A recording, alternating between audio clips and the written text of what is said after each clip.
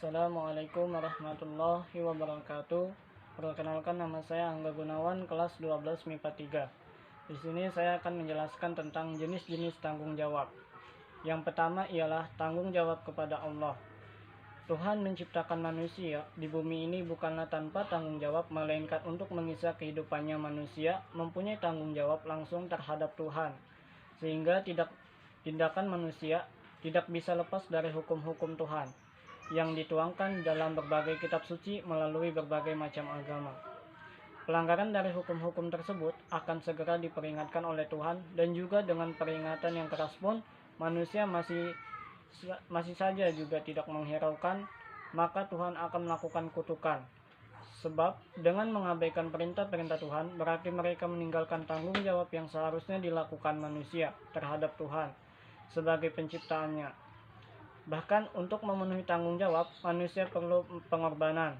Sebagai makhluk yang telah diciptakan oleh Allah Subhanahu wa Ta'ala di dunia ini, dilindungi dan dibesarkan, diberikan akal sehat dan berbagai macam rahmat dan karunia-Nya, maka kita tentunya memiliki tanggung jawab untuk menjaga dan melestarikannya. Segala sesuatu yang telah diberikannya kepada kita, dan serta senantiasa mensyukuri apa yang telah diberikan oleh Allah Subhanahu wa Ta'ala kepada kita dengan cara beribadah dan berdoa kepadanya.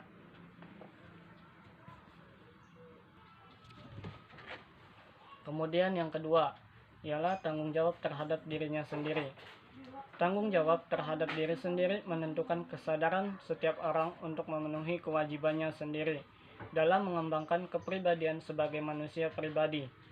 Dengan demikian, bisa memecahkan masalah-masalah kemanusiaan mengenai dirinya sendiri. Menurut sifat dasarnya manusia adalah makhluk bermoral, tetapi manusia juga pribadi. Karena merupakan seorang pribadi, maka manusia mempunyai pendapat sendiri, perasaan sendiri, berangan-angan sendiri. Sebagai perwujudan dari pendapat, perasaan dan angan-angan itu, manusia terbuat dari dan bertindak. Dalam hal ini manusia tidak luput dari kesalahan, kekeliruan, baik yang sengaja maupun yang tidak sengaja. Misalnya, sebagai seorang pelajar, kita harus mengerti dan menyadari posisi kita untuk senantiasa belajar dan mengerjakan segala pekerjaan rumah dengan penuh dedikasi, karena hal-hal seperti itulah yang akan mempengaruhi kesuksesan kita sendiri.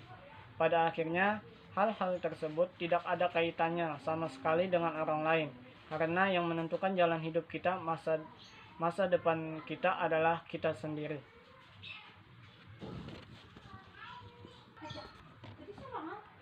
Yang ketiga ialah tanggung jawab kepada keluarga.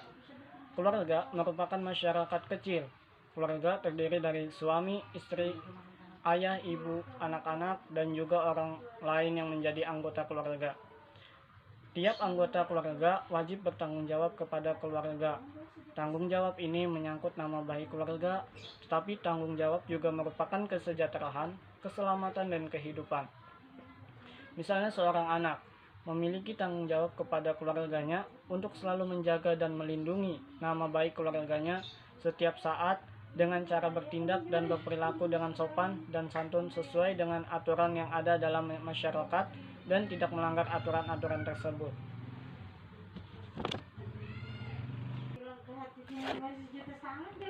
Yang keempat ialah tanggung jawab terhadap masyarakat. Pada hakikatnya, manusia tidak bisa hidup tanpa bantuan manusia lain, sesuai dengan kedudukannya sebagai makhluk sosial.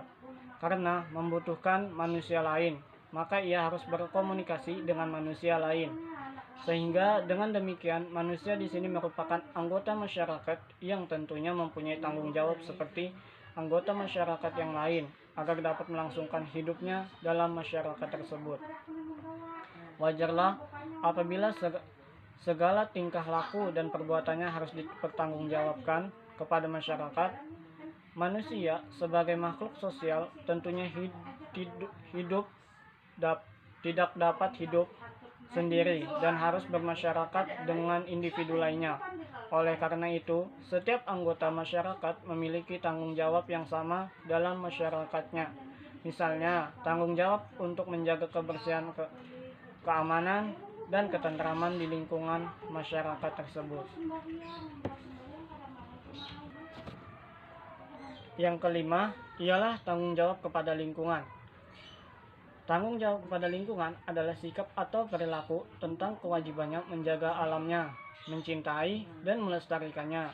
Contohnya, tidak membuang sampah sembarangan, terutama di sungai. Hal tersebut akan mengakibatkan banjir dan pencemaran air sungai. Dan yang terakhir adalah keenam, ialah tanggung jawab kepada bangsa dan negara. Suatu kenyataan lagi bahwa tiap manusia, tiap individu adalah warga negara suatu negara. Dalam berpikir, berbuat, bertindak, bertingkah laku, manusia tidak dapat berbuat semaunya sendiri.